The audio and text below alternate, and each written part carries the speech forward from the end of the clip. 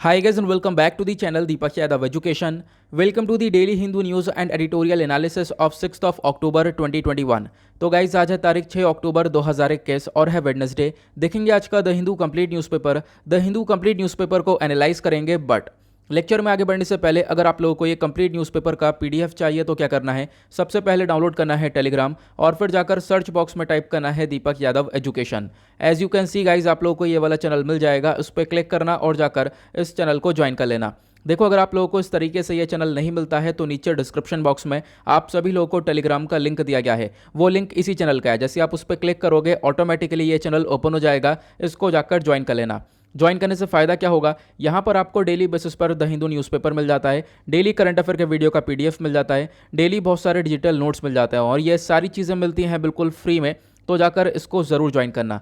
Now बढ़ते हैं आगे, और आगे बढ़ने से पहले हमेशा की तरह हम लोग अपने लेक्चर को एक मैप के क्वेश्चन के साथ स्टार्ट करेंगे। तो आज आप सभी लोगों को मैप में जाकर देखना है सेंटा क्रूज आइलैंड्स को कहाँ पर है ये एग्जैक्टली लोकेटेड, इसके आसपास क्या क्या है, कौन कौन सी कंट्रीज़ हैं, अच्छे से मैप में देखना। फिर आकर नीचे कॉमेंट सेक्शन में टाइप करना जिससे कि आप लोग इसको लंबे समय तक याद रख पाओगे। अब साथ ही साथ एक क्वेश्चन सॉल्व करेंगे जो कि यूपीएससी प्रीवियस ईयर साल 2001 के प्रीलिम्स में पूछा गया था। हम लोग डेली बेसिस पर एक यूपीएससी का प्रीवियस ईयर क्वेश्चन ले रहे हैं। आज का क्वेश्चन बहुत ही ज़्यादा इजी है, मिडेवल हिस्ट्री का ये पार्ट है।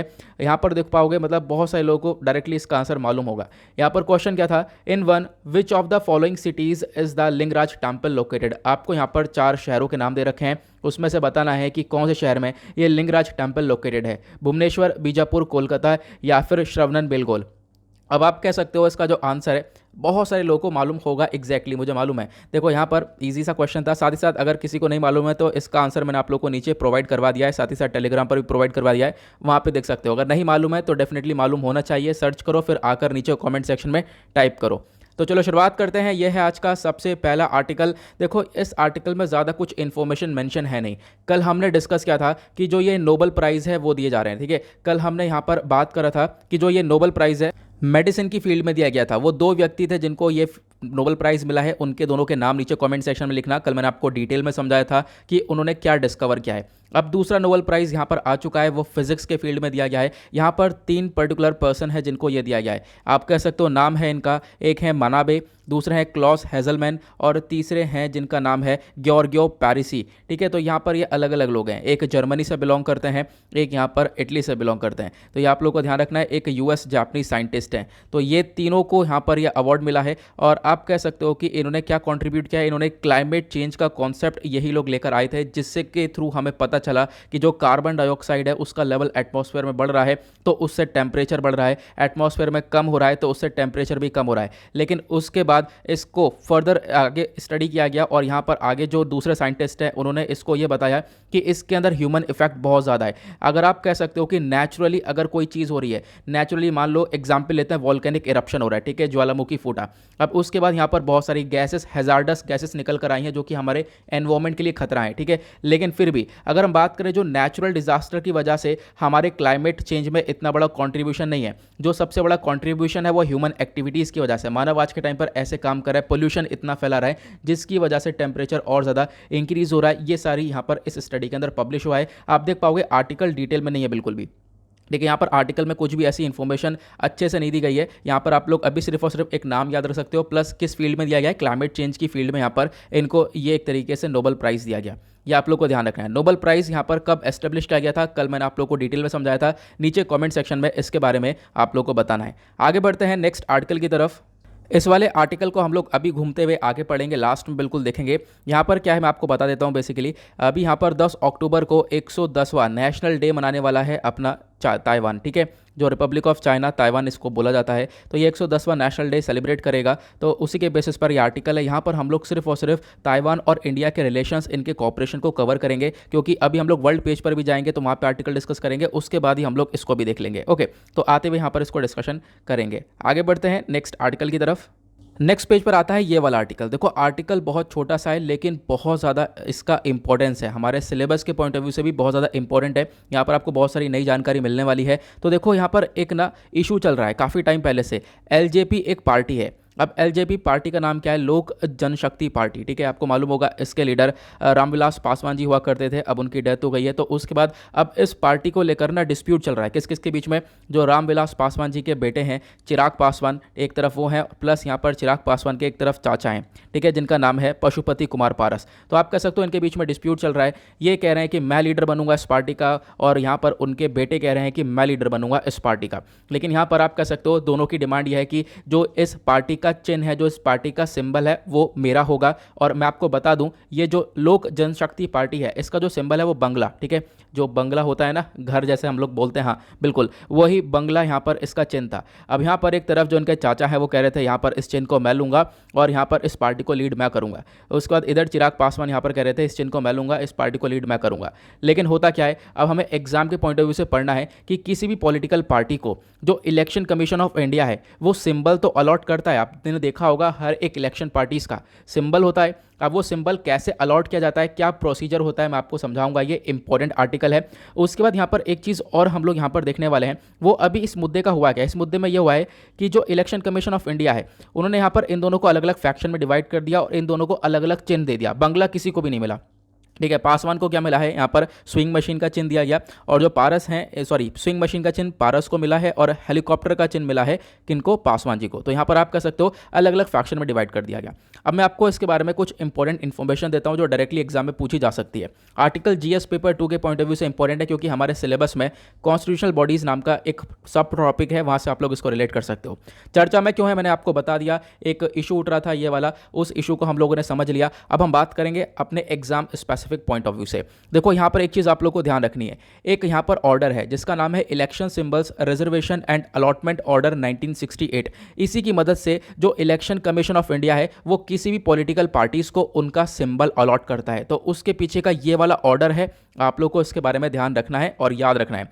अब अगर हम बात करें तो मान लो, देखो एक चीज़ ये भी है कि किसी भी पॉलिटिकल पार्टी को ये सिंबल देना क्यों ज़रूरी होता है। देखो इसके पीछे बहुत सारे रीजंस हैं। कोई भी इलेक्ट्रल सिंबल, यहाँ पर इलेक्शन सिंबल देना बहुत ज़्यादा ज़रूरी हो जाता है क्योंकि जब भी आप लोग वोटिंग देने जाते हो, वोटिंग करने जाते हो, वहाँ पर क्या है, इलेक्ट्रॉनिक वोटिंग मशीन आपको देखने को मिलता है। तो जितने भी पॉलिटिकल पार्टीज़ हैं उनके नाम लिखे हुए होते हैं, प्लस उसके बाद यहाँ पर उनके आगे सिंबल लगा हुआ होता है, आपने लोगों ने देखा होगा, ठीक है।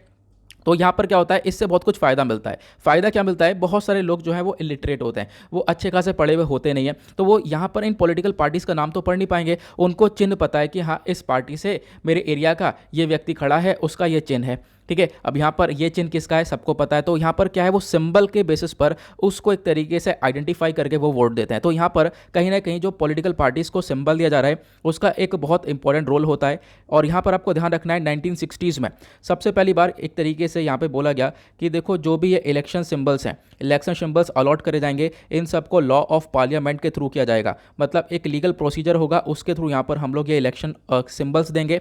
फिर उसी के बाद यहाँ पर एक ऑर्डर आया, election symbols reservation and allotment order 1968। अब यहाँ पर इसकी मदद से क्या होता है, हम लोग पॉलिटिकल पार्टीज को ये सिंबल्स प्रोवाइड करवाते हैं। ओके, अब यहाँ पर और भी कुछ चीज़ें हैं, जैसे कि यहाँ पर आपको देखना यह है, ये जो ऑर्डर है इसके अंदर बहुत सारी इंपॉर्टेंट इन्फॉर्मेशन है। लेकिन उससे पहले मैं आप लोगों को बता दूं, मान लो जैसे कि हमारे पास कौन कौन सी पार्टीज़ होती हैं, जैसे एक नेशनल पार्टीज़ होती हैं, ठीक है, जो अल्टीमेट लेवल पर सबसे बड़ी पार्टीज़ हैं। उसके बाद कुछ होती हैं स्टेट पार्टीज़, फिर उसके बाद होती हैं कुछ रिकग्नाइज्ड पार्टीज़, ठीक है। आप कह सकते हो रजिस्टर्ड पार्टीज़, ठीक है, रजिस्टर्ड कह सकते हैं हम लोग, अनरिकग्नाइज्ड हैं ये, ठीक है, अनरिकग्नाइज्ड हैं लेकिन रजिस्टर्ड पार्टीज़ हैं। तो ये 3 टाइप की पार्टीज़ देखने को मिलती हैं। अब नेशनल पार्टीज़ हम लोगों के पास देखो आज के टाइम पर आसपास 7 है, ठीक है, मतलब ये ऊपर नीचे होता रहता है। अभी यहाँ पर कुछ दिन पहले एक रजिस्टर हो गई थी, फिर तुरंत ही हट गई, ठीक है, 8 हो गई थी, फिर 9 हो गया, फिर एक बार 9 हो गया तो फिर 8 हो गया, मतलब ये चेंज होता रहता है। इसको अपने हिसाब से आप अपडेट कर लेना, ठीक है। तो ये जो नेशनल पार्टीज़ है वो देखने को मिलती हैं। अब होता क्या है, जैसे कि मान लो किसी नेशनल पार्टी को एक सिंबल दिया गया, मान लो बीजेपी को एग्जाम्पल लेते हैं, बीजेपी को यहाँ पर एक फ्लावर का ये सिंबल दिया गया। अब यहाँ पर ये जो सिंबल है ये बीजेपी के लिए रिजर्व्ड है, अब यहाँ पर इसका कोई और इस्तेमाल नहीं कर सकता, ये भी आपको इस चीज़ के अंदर मेंशन मिलेगा। ओके, अब जो election symbol reservation allotment order 1968 है, इसका पैराग्राफ 15 यहाँ पर बोलता है जो इलेक्शन कमीशन है ये बेसिकली डिस्प्यूट्स को डिसाइड करेगा। मान लो किसी के बीच में, किसी पार्टी में डिस्प्यूट हो रहा है सिंबल को लेकर कि मैं लूंगा या मैं लूंगा, आपस में डिस्प्यूट क्रिएट हो चुका है, तो उस डिस्प्यूट को यहाँ पर ये इलेक्शन कमीशन ऑफ इंडिया देखता है। एक केस ऐसा हुआ भी था, वो केस सॉल्व किया गया। और आप कह सकते हो इसी प्रकार से बहुत सारी अनरिकग्नाइज्ड पार्टीज होती हैं। अनरिकग्नाइज्ड पार्टी मैंने आपको बताया रजिस्टर्ड तो होती हैं लेकिन वो अनरिकग्नाइज्ड होती हैं। तो यहाँ पर आप कह सकते हो इनके लिए भी जो इनका केस है, इनके अंदर भी बहुत सारे केस ऐसे देखने को मिलते हैं। तो इनके केस को सीधा सीधा जो इलेक्शन कमीशन है वो कह देता है आप कोर्ट अप्रोच करो, कोर्ट पर जाओ, कोर्ट से जो भी यहाँ पर सुनवाई होगी फिर उसके बाद आगे डिसीजन लिया जाएगा। उसी प्रकार से जो यहाँ पर डिस्प्यूट्स होते हैं, जो भी इन पार्टीज़ के अंदर, स्टेट पार्टीज़ के अंदर डिस्प्यूट्स होते हैं, उनको भी यहाँ पर इलेक्शन कमीशन ऑफ इंडिया यहाँ पर देखता है। तो एक आइडिया आप लोग को ये रखना है, बहुत इंपॉर्टेंट पॉइंट बन जाएगा एग्जाम के पॉइंट ऑफ व्यू से। ठीक है, क्या ऑर्डर है, ये सब कुछ हमने डिस्कस कर लिया। उसके बाद एक छोटा सा आर्टिकल आपको ये देखने को मिलेगा, यहाँ पर बात करी गई है डेनमार्क और इंडिया के बारे में। एक इंपॉर्टेंट आर्टिकल है जीएस पेपर 2 इंटरनेशनल रिलेशंस के पॉइंट ऑफ व्यू से। तो डेनमार्क की जो प्राइम मिनिस्टर है वो सैटरडे में आ रही हैं भारत। अब क्या करने आ रही हैं भारत में, तो हम लोग उसके बारे में डिस्कशन करेंगे। देखो, सबसे पहला जो लाइन है वही आपका आंसर हो गया, क्लाइमेट चेंज सॉल्यूशंस लेकर आ जाएंगे। क्लाइमेट चेंज एक बहुत बड़ी प्रॉब्लम है आज के टाइम पर। आज के टाइम पर जो टेम्परेचर है वो डेली बेसिस पर इंक्रीज होता हुआ नजर आ रहा है। अब यहाँ पर आने वाले टाइम पर यही हमारे लिए बहुत बुरी सिचुएशन क्रिएट हो सकती है, जो फ्यूचर जनरेशन है उनके लिए बहुत बुरा हाल हो सकता है क्लाइमेट चेंज। तो क्लाइमेट चेंज के रिगार्डिंग आज के टाइम पर बहुत सारे सोल्यूशंस लेकर आए जा रहे हैं। आपको मालूम होगा भारत का एक हाल ही में विजन था, वन सन वन वर्ल्ड और वन ग्रिड वाला। क्या मुझे कोई ये वाला विजन समझा सकता है? मैंने अभी लगभग 2-3 दिन पहले डेली करंट अफेयर वाले वीडियो में समझाया था, और ये विजन बहुत इंपॉर्टेंट है। एग्जाम में इसके बहुत सारे चांसेस है कि पूछा जा सकता है।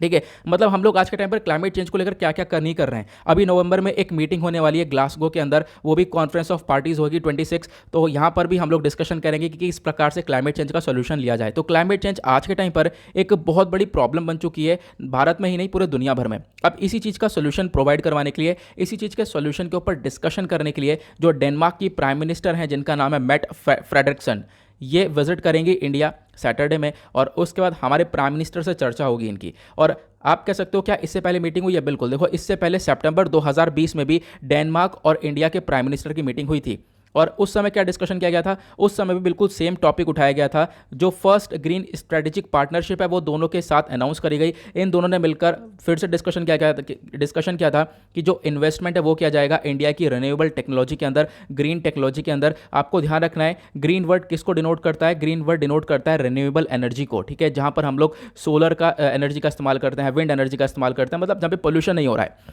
तो यहाँ पर दोनों ने डिस्कशन किया कि किस प्रकार से इन्वेस्टमेंट कर सकते हैं, किस प्रकार से दोनों कंट्रीज़ की ग्रोथ हो सकती है जैसे जैसे हम लोग ग्रीन टेक्नोलॉजी के अंदर पैसा खर्चेंगे।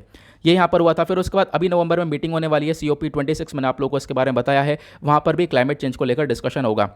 दोनों कंट्रीज़ के जो बायलैटरल रिलेशंस हैं वो भी बहुत काफ़ी हद तक इंप्रूव होते हुए नजर आएंगे आने वाले टाइम पर। जो ये विजिट होगा इससे आप कह सकते हो नई नई अपॉर्चुनिटीज़ खुलकर आएंगी दोनों के रिलेशंस में। यहाँ पर ग्रीन स्ट्रेटेजिक पार्टनरशिप तो इंप्लीमेंट किया गया, अब यहाँ पर साथ ही साथ हम लोग और भी चीज़ों के ऊपर फोकस करेंगे आने वाले टाइम पर। अभी जो मीटिंग होगी वो हम लोग को उसके बाद ही पता चलेगा एग्जैक्टली क्या डिस्कशन हुआ है। हम लोग ऐसे यहाँ पर एक प्रेडिक्शन नहीं कर सकते।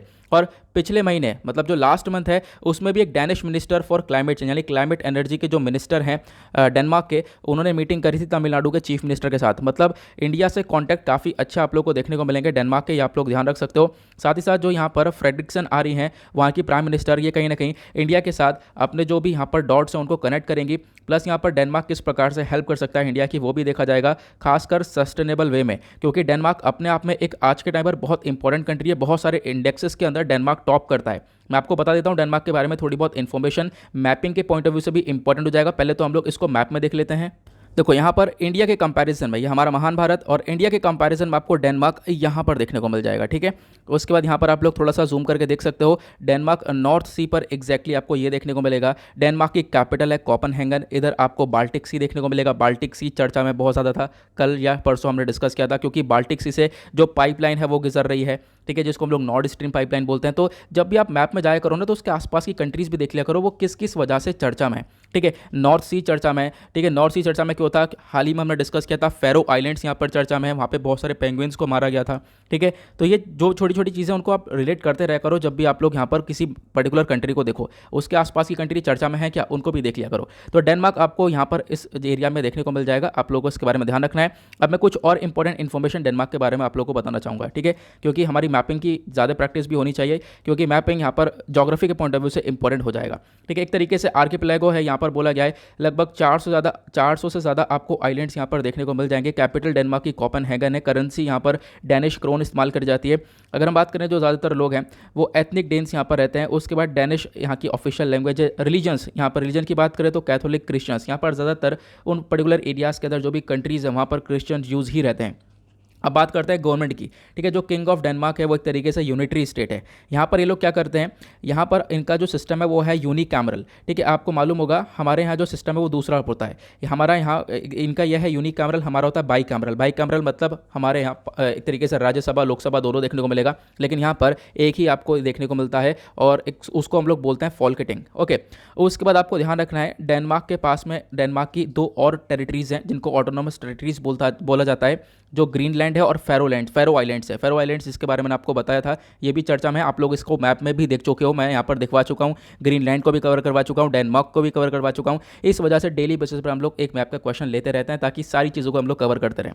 ठीक है, तो यहाँ पर एक कुछ चीज़ें हैं आप लोग को ध्यान रखना है। फिर उसके बाद एक लास्ट बहुत इंपॉर्टेंट ये सेंटेंस क्या कह सकते हो, पूरा पैरा इंपॉर्टेंट है। तो डेनमार्क आज के टाइम पर लगभग जो साल 2020 के अंदर first digital quality of life का इंडेक्स आया था उसमें डेनमार्क ने रैंक फर्स्ट हासिल करी थी। उसके बाद करप्शन परसेप्शन इंडेक्स के अंदर डेनमार्क फर्स्ट में था। उसके बाद एनवायरमेंट परफॉर्मेंस इंडेक्स के अंदर डेनमार्क फर्स्ट पे था। मतलब आप कह सकते हो बहुत सारे इंडेक्सेस के अंदर डेनमार्क फर्स्ट पे आ रहा है, हमेशा एक अच्छा रैंक हासिल कर रहा है। उसके बाद यहाँ पे एक और रिपोर्ट आई थी मोस्ट पावरफुल पासपोर्ट की। साल 2020 के अंदर किस कंट्री का पासपोर्ट सबसे ज़्यादा पावरफुल था, उसके अंदर भी डेनमार्क टॉप 10 कंट्रीज़ के अंदर आता है। तो कहीं ना कहीं इंडिया के लिए बहुत अच्छी बात है कि हाँ, डेनमार्क की जैसी सिचुएशन है उसके हिसाब से हम रिलेशंस अपने ग्रो कर सकते हैं आने वाले टाइम पर। आगे बढ़ते हैं अगले आर्टिकल की तरफ।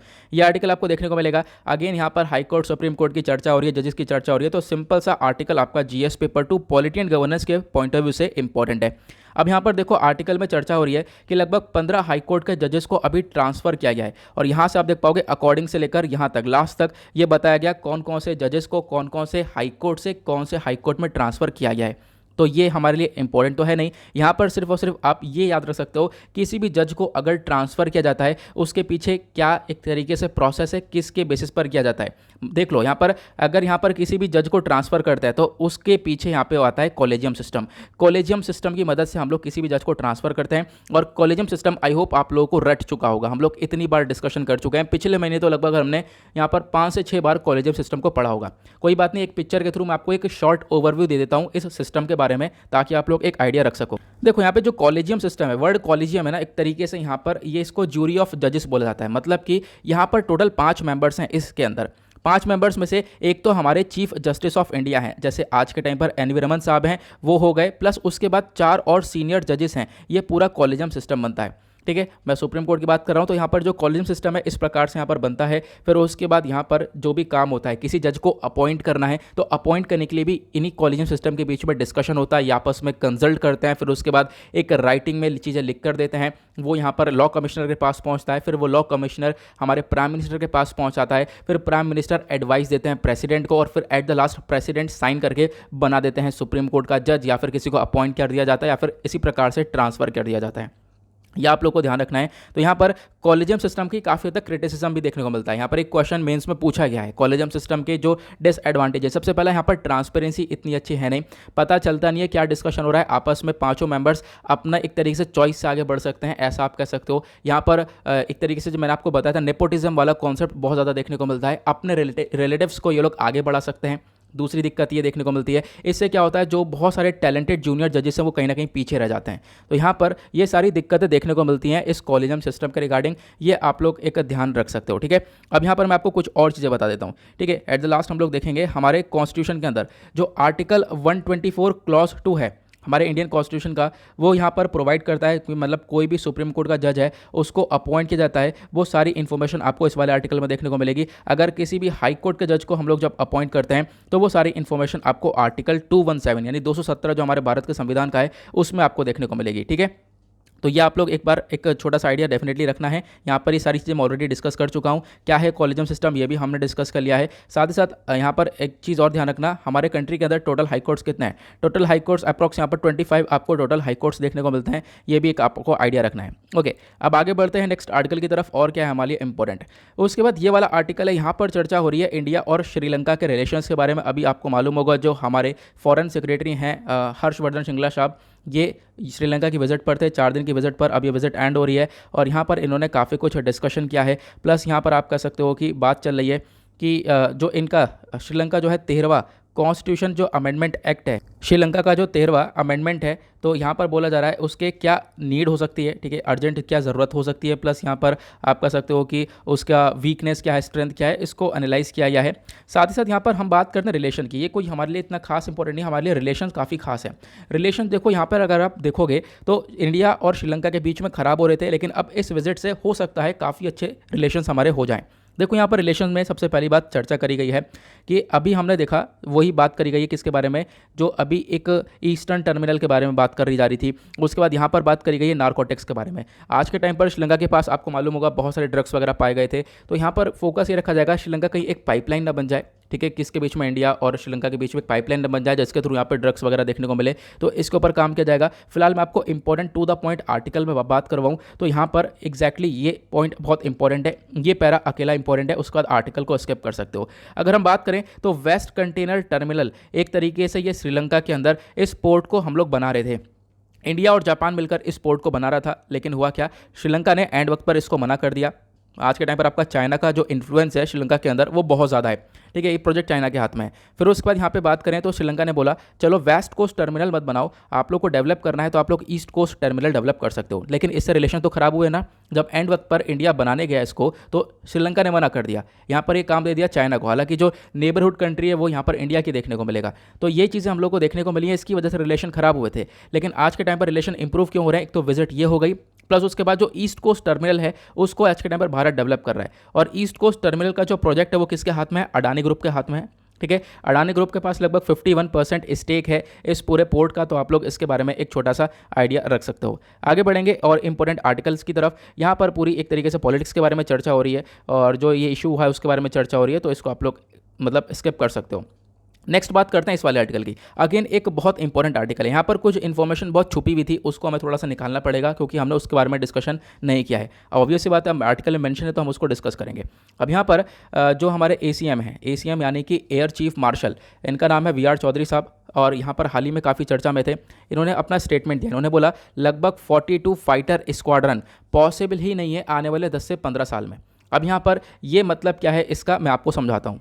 देखो सबसे पहले आपको समझना होगा स्क्वाड्रन क्या होता है। देखो स्क्वाड्रन बेसिकली एक ऑपरेशनल यूनिट होता है। मान लो एयरफोर्स के अंदर यहाँ पे एक ऑपरेशनल यूनिट हो गया, उस यूनिट के अंदर दो से ज़्यादा फ्लाइट्स ऑफ एयरक्राफ्ट्स हो, वहाँ पे पर्सनल्स की ज़रूरत हो उसको उड़ाने के लिए, तो मतलब एक ग्रुप से आप कह सकते हो, ठीक है। तो यहाँ पर बोला गया 42 फाइटर स्क्वाड्रन तो पॉसिबल ही नहीं है आने वाले 10 से 15 साल में, ठीक है। आपको अगर करना है तो उसके लिए अलग काम करना पड़ेगा। तो यहाँ पे बोला गया कि अगर आप लोगों को 42 स्क्वाड्रन को एक तरीके से इसकी स्ट्रेंथ को मेंटेन करना है तो आपको थोड़ा सा और बेहतरीन तरीके से और तेज़ी से काम करना पड़ेगा। अदरवाइज यहाँ पर आने वाले 10 से 15 साल में आप लोग 35 स्क्वाड्रन तक पॉसिबिलिटी देखने को मिल सकती है इसकी। इतने ग्रुप्स यहाँ पर हो सकता है, लेकिन यहाँ पर 45 नहीं हो सकता इनका, यहाँ पर एक तरीके से ये 42 नहीं हो सकता, ये स्टेटमेंट है इनका, ठीक है। उसके बाद ये सब कब बोला गया, एक एनुअल कॉन्फ्रेंस चल रही थी ट्यूसडे में एनुअल कॉन्फ्रेंस चल रही थी, आप कह सकते हो जो एयरफोर्स डे अभी यहाँ पर सेलिब्रेट करने वाले हैं। एयरफोर्स डे कब सेलिब्रेट करेंगे हम लोग, 8 अक्टूबर को। तो आप लोग ध्यान रखना है 8 अक्टूबर को एयरफोर्स डे सेलिब्रेट किया जाता है। मैं आपको पहले से ही इस एयरफोर्स डे के बारे में कुछ इंपॉर्टेंट इन्फॉर्मेशन बताना चाहूँगा, आगे हम लोग देखेंगे। तो इन्होंने यहाँ पर आप कह सकते हो थोड़े दिन पहले ही बता दिया है कि देखो आप लोग तो है हमारे पास लगभग 4 स्क्वाड्रन आपको देखने को मिलेंगे लाइट कॉम्बैट एयरक्राफ्ट के, जहाँ पर MK1 एयरक्राफ्ट आपको देखने को मिलेगा। 6 स्क्वाड्रन है हमारे पास एडवांस मीडियम कॉम्बैट एयरक्राफ्ट के, उसके बाद 6 हमारे पास मीडियम रोल फाइटर एयरक्राफ्ट हैं। उसके बाद आप कह सकते हो अभी भी क्या है ना कि एक तरीके से जो 35 स्क्वाड्रन है वो भी आने वाले 10 साल में हो पाएंगे। 35 आप यूनिट्स जो बना पाओगे वो आने वाले 10 साल में बना पाओगे, इन्होंने यहाँ पर ये स्टेटमेंट दिया। अगर आप बात कर रहे हो कि आपका टारगेट है 42 स्क्वाड्रन बनाने का तो उसमें टाइम लगेगा, यहाँ पर वो एक तरीके से पॉसिबल नहीं है कि 10 से 15 साल में वो बन पाएँ। अब यहाँ पर हम लोग इतना काम क्यों कर रहे हैं अपने डिफेंस के ऊपर, उसके पीछे का रीज़न आपको दो ही कंट्रीज ज़्यादा नजर आएंगी, चाइना और पाकिस्तान। इसकी वजह से हम लोग को अपना डिफेंस सेक्टर आज के टाइम पर और ज़्यादा मजबूत करना पड़ रहा है, क्योंकि हमारे रिलेशंस इन कंट्रीज से ज़्यादा अच्छे हैं नहीं, ठीक है। और ये हमारी नेबरिंग कंट्रीज है, ये भी बोला गया। अब बात करते हैं S-400 की। तो S-400 यहाँ पर इतना ज़्यादा कैपेबल नहीं है अगर हम बात करें उसके लिए एयरफोर्स के लिए। यहाँ पे इन्होंने बोला जो S-400 है एक तरीके से हम लोग रशिया से S-400 system air defence system को परचेज कर रहे हैं। यहाँ पे बोला गया जो ये सिस्टम है बेसिकली यहाँ पर ये हमारे फाइटर जेट्स को रिप्लेस नहीं कर सकता है। फाइटर जेट्स की बात अलग होती है, इस एयर डिफेंस सिस्टम की बात अलग है, ठीक है। तो ये भी यहाँ पर इनके द्वारा एक स्टेटमेंट दिया गया है। आई होप आपको ये क्लियर हो चुका होगा, इसके बारे में एक छोटी सी इन्फॉर्मेशन है, ओके। तो यहाँ पर आने वाले टाइम पर आप कह सकते हो हमारे पास और भी स्क्वाड्रन्स आने वाले हैं, लेकिन यहाँ पर 10 से 15 साल में कुछ थोड़ी सी चीज़ें डेवलप होंगी, ज़्यादा अच्छी तरीके से चीज़ें डेवलप नहीं होने वाली। उसके बाद यहाँ पर मैंने आपको समझाया था अभी इंडियन एयरफोर्स डे के बारे में, तो 8 अक्टूबर को इसको सेलिब्रेट करने वाले हैं। आर्टिकल जीएस पेपर 3 के पॉइंट ऑफ व्यू से इंपॉर्टेंट है, क्योंकि आपके जीएस पेपर 3 के अंदर डिफेंस एंड सिक्योरिटी का एक सब टॉपिक देखने को मिलेगा। इंडियन एयरफोर्स अब की बार लगभग 89th अपना एयरफोर्स डे सेलिब्रेट करेगा। 8 अक्टूबर को यहाँ पर 89th एयरफोर्स डे सेलिब्रेट किया जाएगा। अब मैं आपको कुछ फैक्चुअल इन्फॉर्मेशन, कुछ की पॉइंट्स बता देता हूँ जो कि डायरेक्टली प्रीलिम्स में पूछे जा सकते हैं। सबसे पहला जो 8 अक्टूबर है, इस दिन क्या हुआ था, एयरफोर्स इन इंडिया इसको ऑफिशियली यहाँ पे रेस किया गया। ऑफिशियली यहाँ पर ये एयरफोर्स बनकर आया 1932 में, ठीक है। तारीख 8 अक्टूबर थी, इस वजह से 8 अक्टूबर को हम लोग सेलिब्रेट करते हैं। लेकिन उस समय इसका नाम था royal air force of the UK. उस समय ब्रिटेन का कंट्रोल था, आपको मालूम होगा, तो रॉयल एयरफोर्स यहाँ पर करके इन्होंने नाम रख रखा था। इसका इतिहास की बात करें तो 1933 में पहला ऑपरेशनल स्क्वाड्रन आया, पहला यूनिट बनाया इन्होंने। फिर 1940s में, क्योंकि अभी भी देश आज़ाद नहीं हुआ है, 1940s में जब वर्ल्ड वॉर 2 के अंदर पार्टिसिपेशन हुआ, उसके बाद एयरफोर्स जो है भारत के अंदर वो निकल कर आई। लेकिन उस समय एयरफोर्स को रॉयल इंडिया एयरफोर्स बोला जाता था, आपको ध्यान रखना है। फिर 1950 में जब देश आज़ाद हो गया एक तरीके से 1947 में, उसके बाद यहाँ पर हमने इस रॉयल इंडियन एयरफोर्स का नाम बदलकर इंडियन एयरफोर्स कर दिया है, आपको ध्यान रखना है। अब इसके बारे में कुछ फैक्ट्स हैं, जैसे कि जो इंडियन एयरफोर्स है वो आज के टाइम पर दुनिया की चौथी सबसे बड़ी एयरफोर्स है पूरे दुनिया में। पहले पे यूएसए है, दूसरे पे चाइना है, तीसरे पे रशिया है और चौथे पे आपको भारत देखने को मिलेगा। हेडक्वार्टर की बात करें तो न्यू दिल्ली में इसका हेडक्वार्टर है। इंडियन एयरफोर्स का एक मोटो है, मोटो वो है touch the sky with glory. अब ये जो मोटो है कहाँ से लिया गया है, ये भगवद गीता का जो 11th चैप्टर है वहाँ से निकाला गया है, ठीक है। अब यहाँ पे बात करते हैं, ये जो एयरफोर्स के सुप्रीम कमांडर की रैंक होता है वो कौन होल्ड करता है, तो जो हमारे प्रेसिडेंट ऑफ इंडिया होते हैं वो इसको होल्ड करते हैं। चीफ ऑफ एयर स्टाफ हो गए या एयर चीफ मार्शल हो गए, ये कहीं ना कहीं रिस्पॉन्सिबल होते हैं ऑपरेशनल कमांड के लिए, जो भी ऑपरेशनल कमांड दी जाती है। आपको मालूम होगा इस प्रकार के हमने बहुत सारे ऑपरेशंस भी चलाए। एक ऑपरेशन मेघदूत काफ़ी ज़्यादा चर्चा में रहता है। गुजरात के अंदर साइक्लोन देखने को मिला था, 1998 में बहुत बड़ा साइक्लोन आया था। सुनामी आई थी 2004 में। उसके बाद और भी बहुत सारे डिजास्टर देखने को मिले, वहाँ पर इंडियन एयरफोर्स ने बहुत अच्छी तरीके से काम किया है। आज के टाइम पर इंडियन एयरफोर्स हमारा काम करता है United nation peace keeping mission के साथ मिलकर, तो ये भी आपको ध्यान रखना है। इसी की बेसिस पर आज का थंबनेल देखने को मिलेगा, तो आर्टिकल बहुत इंपॉर्टेंट है। उसके बाद आगे बढ़ेंगे नेक्स्ट आर्टिकल की तरफ, पेज नंबर 13 पर आएंगे, that is business section. Economy के पर्सपेक्टिव से इंपॉर्टेंट आर्टिकल्स को कवर करेंगे। यहाँ पे बात करी गई है, देखो अभी हमने बात करा था रिसेंटली चाइना के अंदर यहाँ पर कोल क्राइसिस देखने को मिला। चाइना के अंदर कोयले की कमी पड़ी, इलेक्ट्रिसिटी वहाँ पर कट डाउन रही। अब यहाँ पर वही सेम सिचुएशन इंडिया के अंदर हम लोग आने वाले महीनों में देख सकते हैं। खास बात यह है कि आने वाले महीनों में ठंड आ रही है, ठीक है। अगर इलेक्ट्रिसिटी कटती है तो इतनी प्रॉब्लम्स नहीं आएंगी, लेकिन यहाँ पर आप देख पाओगे ऐसा क्या हुआ है कि इलेक्ट्रिसिटी कट सकती है। इंडिया के अंदर जो कोल है, कोयला है, वो खत्म हो रहा है, मतलब एट द लास्ट स्टेज पर चल रहा है। फेस्टिवल्स आ रहे हैं यहाँ पर, एक तरीके से आप कह सकते हो त्यौहार आ रहा है, दिवाली आ रहा है। अभी यहाँ पर उससे पहले एक तरीके से ये कोल क्राइसिस हम लोग फेस कर रहे हैं। आज के टाइम पर जो पावर प्लांट्स हैं उनके पास सिर्फ और सिर्फ इतना ही रिजर्व है कि 4 दिन तक चल सके। 4 दिन से कम तक का आपको देखने को मिलेगा इनके पास रिजर्व बचा हुआ है, और आज के टाइम पर ये बहुत बड़ा क्राइसिस क्रिएट हो सकता है। लगभग अगर हम बात करें टोटल कोल स्टॉक की, तो हमारे पास काफ़ी कुछ लॉस्ट हो चुका है, और लगभग यहाँ पे बोला गया इतना स्टॉक है हमारे पास जो कि 4 दिन तक चलेगा, मतलब 8 दिन का स्टॉक भी नहीं है हमारे पास इस समय, ठीक है। ये सब यहाँ पर क्राइसिस देखने को मिल रहा है। इंडिया के अंदर भी ये कोयले की कमी आपको देखने को मिलेगी। आज के टाइम पर कोयला हम लोग ज़्यादा से ज़्यादा ट्रेड कर रहे हैं ऑस्ट्रेलिया से भी, क्योंकि ऑस्ट्रेलिया के अंदर कोयले की खपत ज़्यादा है, ठीक है। आपको मालूम होगा डिस्काउंटेड रेट में आज के टाइम पर हम लोग काफ़ी हद तक ऑस्ट्रेलिया से भी कोयले को परचेज कर रहे हैं। ये भी आप लोग यहाँ पर एक आइडिया रख सकते हो, ठीक है। तो फिलहाल छोटे सा आर्टिकल है, आने वाले टाइम पर इसके बारे में और क्राइसिस क्रिएट हो सकते हैं, ये आर्टिकल लगातार चर्चा में रहेगा, उसके बारे में हम लोग डिस्कशन करते रहेंगे। अब बात करते हैं पेज नंबर 14 के ऊपर, दैट इज वर्ल्ड सेक्शन। देखेंगे दुनियादारी में क्या चल रहा है, तो यहाँ पर कोई भी ऐसा एग्जाम के लिए इंपॉर्टेंट आर्टिकल आपको देखने को नहीं मिलेगा। यहाँ पर हो सकता है वनडे एग्जाम में क्वेश्चन पूछ लिया जाए, क्योंकि यहाँ पर इस आर्टिकल में चर्चा हो रही है जो स्पेस है, जो अंतरिक्ष है, वहाँ पर एक तरीके से पहली मूवी की फिल्मिंग होगी, वहाँ पर पहली मूवी एक तरीके से बनाने वाले हैं। अब कौन कौन है वहाँ पर, रशियन एक्टर हैं, रशियन डायरेक्टर हैं। इन्होंने ट्यूसडे में अराइव कर दिया है इंटरनेशनल स्पेस स्टेशन में, जो ISS ऊपर यहाँ पर इंटरनेशनल स्पेस स्टेशन बना रखा है, वहाँ पर ये लोग गए हैं। ये आप लोग देख पाओगे, ये 3 लोग हैं, एक्टर हैं यूलिया प्रेलेसिद, उसके बाद यहाँ पर 2 और लोग हैं। अब यहाँ पर क्या है, ये लोग शूटिंग करने गए, और आपको मालूम होगा हॉलीवुड प्रोजेक्ट का पहले भी एक अनाउंसमेंट हो चुका है कि स्पेस में शूटिंग होगी। टॉम क्रूज़ का प्रोजेक्ट था यहाँ पर, आपको मालूम होगा, है ना। ये टॉम क्रूज़ नासा के साथ और एलॉन मस्क की स्पेस एक्स के साथ मिलकर ये काम कर रहे थे, लेकिन अब यहाँ पर आप कह सकते हो एक और प्रोजेक्ट आपको देखने को मिलेगा जो कि यहाँ पर काम करने वाले हैं। ये 12 दिन के मिशन पर इंटरनेशनल स्पेस स्टेशन पर पहुँच चुके हैं रशियन एक्टर्स, ठीक है। तो इसके बारे में एक आइडिया रख सकते हो, मतलब कुछ नहीं भी रखना चाहो तो कोई बात नहीं, वनडे एग्जाम में पूछा जा सकता है। उसके बाद एक आर्टिकल आपको ये वाला देखने को मिलेगा, इसके बारे में इन्फॉर्मेशन मैं आपको दे देता हूँ। यहाँ पर बात करी गई है ऑकस ग्रुप के बारे में, ठीक है। ऑकस ग्रुप के बारे में आपको रट चुका होगा, बहुत बार डिस्कशन किया है हमने। ऑकस ग्रुप के अंदर 3 कंट्रीज़ है, 3 कंट्रीज़ का ग्रुप है, वो कौन कौन सा है, वहाँ पे एक ए से ऑस्ट्रेलिया है, यूके से यूके है, मतलब यूनाइटेड किंगडम और USA United states of America, ये 3 कंट्रीज़ हैं, इनका ये ग्रुप है। अब यहाँ पर क्या हुआ था, जब ये ग्रुप को बनाया गया तो एक विवाद क्रिएट हो चुका था, क्योंकि ऑस्ट्रेलिया और यूएस से नाराज़ हो चुका था फ्रांस। ठीक है, फ्रांस काफ़ी नाराज़ हो चुका था। क्यों? क्योंकि इन दोनों के बीच में डील हो चुकी थी। ऑकस ग्रुप के अंदर डील ये हुई थी कि यूनाइटेड किंगडम और यूएस मिलकर यहाँ पर ऑस्ट्रेलिया को न्यूक्लियर पावर सबमरीन प्रोवाइड करवाएंगे। न्यूक्लियर पावर सबमरीन आज के टाइम पर बहुत कम ही कंट्रीज़ के पास है। उस कंट्रीज़ का नाम है फ्रांस, चाइना, रशिया, यूके और वहाँ पर इंडिया भी शामिल है। ओके, लेकिन ऑस्ट्रेलिया भी अब शामिल हो जाएगा, क्योंकि ऑस्ट्रेलिया को ये हम न्यूक्लियर पावर सबमरीन प्रोवाइड करवा रहे हैं। अब यहाँ पर फ्रांस इससे नाराज़ हो गया। क्यों? क्योंकि फ्रांस के साथ ऑस्ट्रेलिया ने पहले डील करी थी। पहले 2016 में यहाँ पर न्यूक्लियर पावर सबमरीन की डील ऑस्ट्रेलिया ने करी थी फ्रांस के साथ, लेकिन वो डील अब कैंसिल हो गई। अब यहाँ पर यूएस और यूके मिलकर इसकी मदद कर रहे हैं,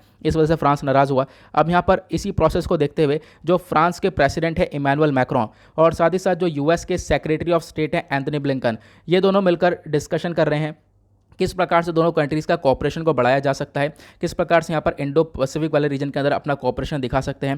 ठीक है, अपने जो रिलेशंस खराब हुए थे उन डैमेज को रिपेयर किया जा रहा है, ये इस आर्टिकल के अंदर समझाया गया। ओके, ये मैंने आप लोगों को बता दिया। आगे बढ़ते हैं, स्पोर्ट्स सेक्शन में कोई आर्टिकल या आईपीएल वगैरह चल रहे हैं, उनकी रिगार्डिंग यहाँ पर न्यूज़ आ रही है लगातार।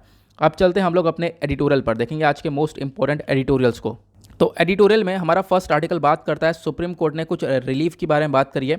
यहाँ पर हम बात करेंगे आरबीआई के माइक्रो फाइनेंस प्रोजेक्ट के बारे में। माइक्रो फाइनेंस क्या होता है, ऑथर यहाँ पर माइक्रो फाइनेंस का क्रिटिसिज्म कैसे कर रही हैं, इसको हम लोग डिस्कस करेंगे। उसके बाद एक आर्टिकल, यार इसको पक गए पढ़ते पढ़ते, अभी मैं आपको बताता हूँ इसके बारे में भी। ठीक है, अब यहाँ पर क्या है, अब उसके बाद एक आर्टिकल जो इंपॉर्टेंट हो सकता है एग्जाम के लिए, यहाँ पर बात करी गई है। मैं आपको टू द पॉइंट बात बताने की कोशिश करूँगा कि ऑथर क्या कहना चाह रहे हैं। कस्टोडियल वायलेंस को लेकर इस आर्टिकल के अंदर चर्चा की गई है। इंडिया के अंदर बहुत सारे इंसिडेंट देखने को मिले। पिछले साल एक बहुत बड़ा इंसिडेंट हुआ था, 1 महीने तक लगभग हमने उसको न्यूज़पेपर में कवर किया था, जून की बात है पिछली बार। ठीक है, उसके बाद एक आर्टिकल यह है कि चाइना के अंदर क्या एक तरीके से दिक्कतें हैं, उससे इंडिया का फायदा उठा सकता है, उसके बारे में भी हम लोग यहाँ पर डिस्कशन करने वाले हैं। स्टार्ट करते हैं सबसे पहले अपने एडिटोरियल से। यहाँ पे आर्टिकल में बात हो रही है डिटेल इन रिलीफ करके। अभी सुप्रीम कोर्ट ने एक ऑर्डर दिया है, सुप्रीम कोर्ट ने सब स्टेट्स को ऑर्डर दे दिया है कि देखो जो कंपनसेशन है, यानी कि देखो कोविड-19 फैला 2020 में, लॉकडाउन से लगे, उसके बाद बुरा हाल हुआ, सब कुछ यहाँ पर इकोनॉमी वगैरह डाउन हो गई। अब यहाँ पर क्या है, इसी कोविड की वजह से बहुत सारे लोगों की जान गई, सेकंड वेव के अंदर तो बहुत सारे लोगों की जान गई। तो यहाँ पर सुप्रीम कोर्ट ने बोला कि देखो जिन जिन लोगों की जान गई है कोविड-19 की वजह से, उनको आपको कंपनसेशन देना होगा, एक मुआवजा देना होगा। अब यहाँ पर स्टेट्स जो मुआवजा देने के लिए तैयार हैं। अभी बहुत सारा इशू उठा था जिसमें यहाँ पर स्टेट्स ने मना किया कि हम लोग मुआवजा नहीं दे पाएंगे, लेकिन सुप्रीम कोर्ट ने बोला कोई भी स्टेट इसको डिनाई नहीं कर सकता, कोई भी स्टेट इसको मना नहीं कर सकता। हर एक स्टेट को यहाँ पर मुआवजा देना होगा, हर एक कोविड-19 विक्टिम्स को, मतलब कि किसी की भी डेथ हुई है कोविड-19 की वजह से तो उनको ये मुआवजा पे करना होगा। ऐसा सुप्रीम कोर्ट कल फाइनल कर चुका है। हमने डिस्कशन भी किया था क्योंकि एक छोटा सा हेडिंग ही था कल, आज इसको एडिटोरियल में कवर कर लिया गया। यहाँ पर बोला गया है कि लगभग बहुत सारे लोग हैं जिनकी डेथ हुई है कोविड की वजह से, और इनको 50,000 रुपये पे किए जाएंगे। ठीक है, एज अ कंपनसेशन इनकी फैमिलीज़ को दिया जाएगा, ये बताया गया। जो ये पैसा है यहाँ पर वो एक तरीके से गाइडलाइंस के थ्रू आ रहा है। वो गाइडलाइंस दी है नेशनल डिजास्टर मैनेजमेंट अथॉरिटी ने। ये गाइडलाइंस लास्ट महीने ही जारी कर दी थी कि हर एक डेथ के ऊपर आपको 50,000 रुपये तक का कंपनसेशन देना होगा। हालांकि कंपनसेशन कम है, लेकिन फिर भी यहाँ पर आपको कुछ ना कुछ रिलीफ प्रोवाइड हो जाएगा, ये बताया गया। इसके लिए आपको एक तरीके से जो भी एलिजिबिलिटी है उसको फॉलो करना पड़ेगा। यहाँ पर जो भी अपना यानी कोविड की वजह से डेथ हुई है उसका सर्टिफिकेट वगैरह लगाना होगा, अपना जो आधार कार्ड से लिंक बैंक अकाउंट है वो यहाँ पर देना होगा, और उसके बाद यही अमाउंट बैंक अकाउंट के अंदर आ जाएगा उन व्यक्ति के। तो ये बात पर बताया गया। ओके, तो आप लोग इसके बारे में ध्यान रख सकते हो। और बोला गया देखो यहाँ पर अमाउंट डेफिनेटली कम है, लेकिन फिर भी यहाँ पर कहीं ना कहीं एक छोटा सा रिलीफ का ये काम कर सकता है। अभी गाइडलाइंस किसके द्वारा दी गई थी, देखो आर्टिकल के अंदर एक बॉडी मेंशन करी गई है, नेशनल डिजास्टर मैनेजमेंट अथॉरिटी। यहाँ पर इसने गाइडलाइंस प्रोवाइड करवाई थी। तो नेशनल डिजास्टर मैनेजमेंट अथॉरिटी के बारे में मैं एक दो छोटी इन्फॉर्मेशन बता देता हूँ जो कि प्रीलिम्स स्पेसिफिक हो सकती हैं। तो आर्टिकल जीएस पेपर 3 के पॉइंट ऑफ व्यू से इंपॉर्टेंट है। ये एनडीएमए बॉडी एक अपेक्स स्टैट्यूटरी है जो कि काम करती है डिजास्टर को मैनेज करने का। आज के टाइम पर बहुत सारे डिजास्टर्स होते हैं, बहुत सारे डिजास्टर देखने को मिलते हैं, लाइक फ्लड्स, डिजीज़ हो गई, और उसके बाद यहाँ पर अर्थक्वेक्स हो गए। तो इन सबको मैनेज करने के लिए ये अथॉरिटी काम करती है। इस अथॉरिटी को बनाया गया था 27 सितंबर 2006 में। इसको कॉन्स्टिट्यूट किया गया एक एक्ट के माध्यम से। हमारे पास एक एक्ट है डिजास्टर मैनेजमेंट एक्ट 2005, उसके अंडर में इसको बनाया गया। प्राइम मिनिस्टर इसके चेयरमैन है, आपको ध्यान रखना है। अलग से इसके अंदर 9 और मेंबर्स हैं, ये भी आप लोग को इसके बारे में ध्यान रखना है। इसका मेन काम क्या है, कोई भी डिजास्टर आया है तो उसके रिगार्डिंग यहाँ पर एक रिस्पांस देना। रिस्पांस किस फॉर्म में देना कि लोगों को एक तरीके से रिलीफ मिल जाए, लोगों को यहाँ पर कुछ एक तरीके से आराम मिले या मुआवजा मिले, जैसा कि आप लोग यहाँ पर एज एग्जाम्पल देख पा रहे होंगे करंट इशू में। अब बात करते हैं अगले आर्टिकल की। यहाँ पर ऑथर है मधुरा स्वामीनाथन। इनका कहना यह है कि जो आरबीआई माइक्रो फाइनेंस प्रपोजल था जो कि एंटी पुअर था, यानी कि आप कह सकते हो कि यहाँ पर मतलब गरीब लोगों के लिए एक तरीके से यहाँ पर लाया तो गया था आरबीआई माइक्रो फाइनेंस, लेकिन आज के टाइम पर इस माइक्रो फाइनेंस की वजह से जो प्राइवेट सेक्टर है वो ज़्यादा ग्रो हो जाएगा, पब्लिक सेक्टर पीछे रह जाएंगे। ये यहाँ पर इनके द्वारा एक आर्टिकल रखा गया। मैं आपको पहले ये आरबीआई का पूरा माइक्रो फाइनेंस के बारे में समझा देता हूँ, फिर उसके बाद आगे हम लोग जो इनका पॉइंट ऑफ व्यू है उसको कवर करेंगे। जो फैक्चुअल इन्फॉर्मेशन मैं आपको अलग से बताता हूँ, ठीक है। आरबीआई का ये प्रपोजल था माइक्रो फाइनेंस इंस्टीट्यूशन बनाने के लिए। ये आर्टिकल जीएस पेपर 3 अपने इकोनॉमी के पॉइंट ऑफ व्यू से इंपॉर्टेंट हो जाएगा। जब आप सिलेबस देखोगे तो वहाँ पर सब टॉपिक है बैंकिंग सेक्टर और एनबीएफसीज, वहाँ से आप इसको रिलेट कर सकते हो। चर्चा में क्यों था? क्योंकि रिजर्व बैंक ऑफ इंडिया ने अभी जून के महीने में एक तरीके से इन्होंने जो इंटरेस्ट रेट कैप था उसको लिफ्ट किया, उसको हटाया माइक्रो फाइनेंस इंस्टीट्यूशंस पर से। जितने भी माइक्रो लोन्स है वो रेगुलेट करे जाएंगे। एक छोटी सी गाइडलाइंस इन्होंने बताया माइक्रो लोन्स क्या होते हैं, ये सब कुछ एक एक करके मैं डिस्कस करूँगा। पहले मैं आपको माइक्रो लोन्स के बारे में बता देता हूँ, फिर ताकि आप लोग चीज़ें आगे आर्टिकल में अच्छे से क्लियर कर पाओ। देखो, जो माइक्रो फाइनेंस होता है, माइक्रो फाइनेंस इंस्टीट्यूशन होता है, वो ऐसे इंस्टीट्यूशन होते हैं, ऐसे यहाँ पर संगठन होती हैं जो कि आपको लोन प्रोवाइड करवाती हैं। लोन प्रोवाइड करवाती हैं एक छोटा लोन, माइक्रो मतलब छोटा सा, ठीक है। माइक्रो फाइनेंस यहाँ पर इंस्टीट्यूशन एमएफआई, जो कि आपको छोटा सा लगभग 1 लाख रुपये 1.5 लाख रुपये का लोन, अगर उससे भी कम का लोन, सॉरी यहाँ पर उससे भी कम का लोन, आपकी जो इनकम है उससे 50% के आसपास का जो लोन चाहिए वो आपको प्रोवाइड करवा दिया जाएगा, ठीक है। अब आपको जब वो लोन मिल जाएगा तो आप उस लोन का अपने हिसाब से इस्तेमाल कर सकते हो। जो आपका एक तरीके से घर की नीड्स है उसके लिए आप इस्तेमाल कर सकते हो, यहाँ पर ये बताया गया था, ठीक है। अब यहाँ पर क्या है, इस लोन में और भी बहुत सारे फायदे हैं। तो आपको माइक्रो लोन के नाम से समझ में आ रहा होगा, छोटा सा लोन है। मैं अभी आपको आगे आर्टिकल पढ़ते पढ़ते आपको सारी चीज़ समझ में आ जाएंगी। सबसे पहली बात, प्रपोजल क्या था? आरबीआई ने यहाँ पर सजेस्ट किया था कि देखो कुछ यहाँ पर चीज़ें बताई गई माइक्रो फाइनेंस लोन्स के बारे में, और आरबीआई ने बोला जो को माइक्रो फाइनेंस लोन का मतलब यह है collateral free loan. Collateral free का मतलब होता है, देखो जब भी आप लोन लेने जाते हो, मान लो आप इस पर्टिकुलर बैंक से लोन लेने गए, अब जब बैंक में से लोन लेने गए तो बैंक क्या रखता है, एक सिक्योरिटी के फॉर्म में आपसे कुछ रख लेगा। आपने 50,000 रुपये का लोन लिया तो उसके बदले में आपने कुछ अपनी जो भी चीज़ है, जो भी एज अ सिक्योरिटी आप रख सकते हो बैंक के पास, वो आप रख दोगे।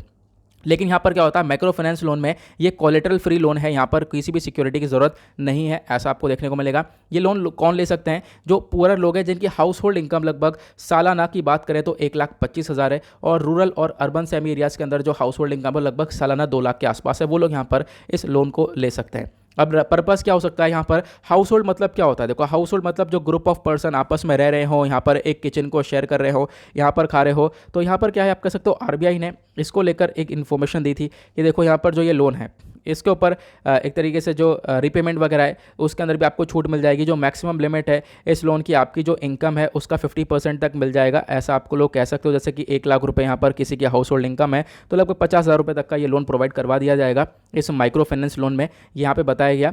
अब यहाँ पर आप कह सकते हो ये जो माइक्रो फाइनेंस लोन है इसको प्रोवाइड कौन करेगा? इसके लिए यहाँ पर बनाई जाती है माइक्रो फाइनेंस इंस्टीट्यूशन, जो यहाँ पर ये लोन्स प्रोवाइड करवाएंगी। उसी प्रकार से ये माइक्रो फाइनेंस इंस्टीट्यूशन किसके अंदर आएंगी? नॉन बैंकिंग फाइनेंशियल कंपनीज के अंदर आएंगी, ठीक है। यहाँ पर आप कह सकते हो ये एक तरीके से प्रोवाइड करवाएंगी। उसके बाद यहाँ पर कोई भी इंटरेस्ट रेट, एक तरीके से सीलिंग इंटरेस्ट, जो अपर इंटरेस्ट रेट होता है वो नहीं है फिलहाल। यहाँ पर कोई भी कोलेटरल नहीं लिया जा रहा है और आप कह सकते हो यहाँ पर इंसान ले सकता है। उसके बाद यहाँ पर मंथली इंस्टॉलमेंट्स में, लंबे इंस्टॉलमेंट्स में इस लोन को चुका सकता है। ऑब्वियस सी बात है, इंटरेस्ट देना होगा, अभी उसके बारे में चर्चा करेंगे, लेकिन यहाँ पर मंथली इंस्टॉलमेंट्स में अपनी चॉइस के हिसाब से इसको चुका सकता है। और लगभग आप कह सकते हो अगर वो वीकली बेसिस पर पैसा पे करना चाहता है, या फिर कुछ हफ्तों में पे करना चाहता है, या फिर मंथली बेसिस पर पे करना चाहता है, उसकी चॉइस है, वो आराम से इसको पे कर सकता है। यहाँ पर कोई प्री पेमेंट पेनल्टी वगैरह नहीं ली जा रही है, मतलब पूरा जो मतलब एक तरीके से पूरा छूट दी जा रही है, पूरा लोगों को यहाँ पर एक तरीके से ये लोन्स प्रोवाइड करवाए जा रहे हैं। अब बात करते हैं इसका फ़ायदा क्या होगा। देखो यहाँ पर आरबीआई यहाँ पर बोला है, इससे क्या होगा, जो माइक्रो फाइनेंस सेक्टर है उसके अंदर यहाँ पर एक फेथ डेवलप होगा।